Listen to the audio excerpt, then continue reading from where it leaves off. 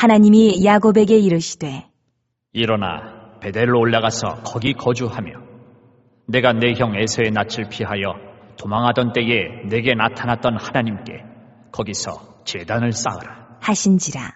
야곱이 이에 자기 집안 사람과 자기와 함께한 모든 자에게 이르되 너희 중에 있는 이방 신상들을 버리고 자신을 정결하게 하고 너희들의 의복을 바꾸어 입으라. 우리가 일어나 베델로 올라가자. 내 환난 날에 내게 응답하시며 내가 가는 길에서 나와 함께하신 하나님께 내가 거기서 제단을 쌓으려 하노라. 하매 그들이 자기 손에 있는 모든 이방 신상들과 자기 귀에 있는 귀고리들을 야곱에게 주는지라. 야곱이 그것들을 세겜 근처 상수리 나무 아래에 묻고 그들이 떠났으나 하나님이 그 사면 고을들로 크게 두려워하게 하셨으므로 야곱의 아들들을 추격하는 자가 없었더라. 야곱과 그와 함께한 모든 사람이 가나안 땅 루스 곧 베델에 이르고 그가 거기서 제단을 쌓고 그곳을 엘베델이라 불렀으니 이는 그의 형의 낯을 피할 때에 하나님이 거기서 그에게 나타나셨음이더라. 리브가의 유모 드보라가 죽음에 그를 베델 아래에 있는 상수리 나무 밑에 장사하고 그 나무 이름을 알론바굿이라 불렀더라. 야곱이 바단 아람에서 돌아오매 하나님이 다시 야곱에게 나타나사 그에게 복을 주시고 하나님이 그에게 이르시되 내 이름이 야곱이지만은 내 이름을 다시는 야곱이라 부르지 않겠고 이스라엘이 내 이름이 되리라 하시고 그가 그의 이름을 이스라엘이라 부르시고 하나님이 그에게 이르시되 나는 전능한 하나님이라 생육하며 번성하라 한 백성과 백성들의 총회가 내게서 나오고 왕들이 내 허리에서 나오리라. 오늘의 밥 시간입니다. 우리는 34장에서 야곱의 디나가 어려움을 당하는 너무나 끔찍스러운 사건을 보았습니다. 이에 야곱은 아무런 조치도 취하지 못하고 잠잠할 수밖에 없었습니다. 그러면 야곱이 어쩌다 이런 졸장부가 되어버렸습니까? 이는 믿음으로 살지 않고 세상과 하나님과 또 적당히 양다리를 걸치는 삶을 살고자 했기 때문입니다. 야곱이 하나님의 인도하심으로 무사히 고향 땅에 돌아오게 되었고 가장 큰 두려움의 대상이었던 에서의 문제까지 해결됐을 때 당연히 베델에서 서원을 기억하고 베델로 갔어야 했습니다. 그러나 그 풍요로운 세겜에서 정확히 우리가 알 수는 없지만 수년 동안이나 머물러 있었습니다. 그가 세겜에서 단을 쌓고 그 단 이름을 엘로헤 이스라엘로 지었다는 것은 그가 완전히 하나님을 잊은 것은 아닙니다. 나름대로 하나님도 섬기며 동시에 적당히 세상도 즐기는 삶을 살고 있었습니다. 그는 하나님도 섬기고 적당히 세상도 즐기면서 나름대로 지혜로운 삶을 산다고 생각했을 것입니다. 그러나 이런 그의 잘못된 선택으로 말미암아 자녀들이 큰 문제에 빠지게 되었습니다. 참 우리 인간이라는 존재는 간사한 존재입니다. 그렇게 야복강 나루에서 기도할 때는 언제고 기도하고 하나님이 문제를 해결해 주시니까 모든 것을 까맣게 잊고 자신의 행복을 위해 또 사는 것입니다. 세상을 쫓아 자신의 행복을 쫓아 사니까 하나님은 어려움을 당하게 두시는 것입니다. 그리고는 말씀하십니다. 5장 1절을 보시면 하나님께서는 자기 나름대로 신앙생활 할 때는 야곱을 가만히 내버려 두셨다가 이 극한 공경에 처하게 되니까 그때 비로소 나타나셨습니다. 나타나셔서 무슨 말씀을 하시는지 1절을 봅니다.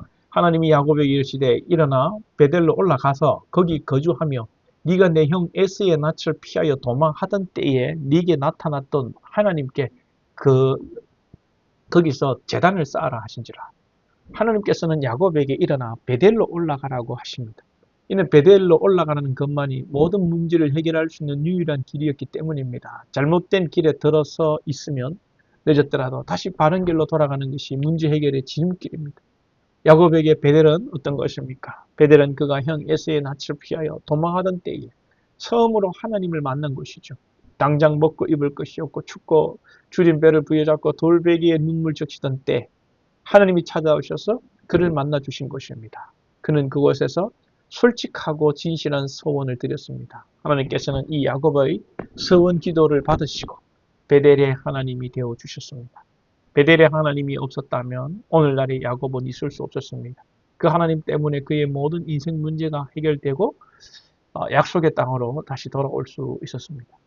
베델은 야곱의 신앙의 뿌리요 하나님의 품과도 같은 것입니다. 하나님은 하나님과 세상 이 양다리 걸치는 신앙생활을 하다가 결국 온갖 수치와 두려움 속에서 절망하고 있는 야곱에게 일어나 베델로 올라가라 하십니다. 하나님의 품으로 다시 돌아오라고 하십니다. 전적으로 하나님의 품으로 돌아오라고 하십니다.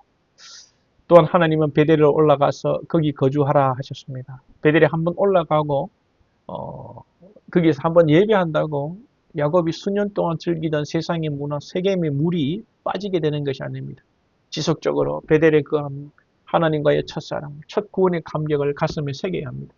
하나님의 품 안에 지속적으로 거하며 날마다 감사의 단을 쌓아야 합니다. 이때 온전한 회복을 이루고 하나님께 쓰임받는 축복을 누리게 됩니다. 야곱은 일어나 베델로 올라가라는 하나님 말씀을 통해 그동안 자신과 가족들에게 일어났던 일련의 사건들이 바로 자신이 베델에서의 서원을 갚지 않고 하나님과 세상을 겸하여 섬긴 죄의 결과였음을 깨닫게 되었습니다. 그리고 베델로 가기 전에 그동안 세겜에서 지냈던 죄악된 삶을 청산해야 함을 깨닫게 됩니다. 그래서 자기 집안 사람들과 자기와 함께 한 모든 자에게 명령합니다. 2절을 보면 야곱이 이에 자기 집안의 사람과 자기와 함께 한 모든 사람에게 이르되 너희 중에 있는 이방 신상들을 버리고 자신을 정결하게 하고 너희의 의복을 바꾸어 입어라. 너희 중에 있는 이방 신상을 버리고 자신을 정결하게 하라고 했습니다. 이러볼 때 야곱이 세겜에서 어떤 삶을 살았는가를 짐작할 수 있습니다. 그래 여러분, 의복을 바꾸어 입어라. 또 야곱은 세겜에서 살면서 그곳 사람들의 의복을 입었습니다. 무슨 옷을 입느냐가 중요합니다. 평소에는 점잖은 사람도 예비군 옷만 입으면 마음과 자세가 흐트러지게 됩니다. 세겜 사람들이 옷을 입게 되면 그들처럼 말하고 행동하게 됩니다. 때문에 하나님의 백성으로 살아가기 위해서는 세상에 때묻는 옷을 벗고 그리스도의 의의 옷을 입어야 합니다. 이는 예수님과 영적으로 연합하여 예수님의 인격과 삶을 배우고 따르는 삶입니다. 야곱은 늦었지만 깨닫고 돌이켰습니다. 그의 삶을 완전히 바꾸었습니다. 가족들, 종들까지도 삶을 완전히 돌이키게 했습니다. 그리고 약속의 땅 베델로 올라가 제단을 쌓았습니다. 그러니 하나님께서 이들을 치는 자가 없겠습니다. 주변 가나안 족속과 브리스 족속의 공격을 야곱이 두려워했는데 아무도 이들을 추격하지 않았습니다. 그리고 다시 한번 하나님께서 야곱이라 하지 않고 이스라엘이라 부를 것이라고 말씀하시며 앞으로 생육하고 번성하는 복을 축복하시고 왕들이 나오리라 예언하십니다. 여러분, 우리가 어려워서 우리에게 축복이 주는 것이 아니지만 하나님은 우리가 돌이킬 때에 잘못된 것에서 깨닫고 돌아설 때에 놀라운 축복을 주십니다.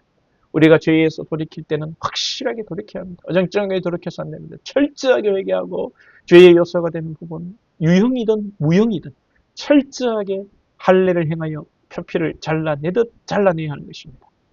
주님의 보좌, 은혜의 보좌 앞에 오늘도 나가며 우리를 하나님께로 나아가는데 가로막는 모든 죄의 요소를 해결하시고 오늘도 승리하시는 여러분들 수 있기를 축복합니다.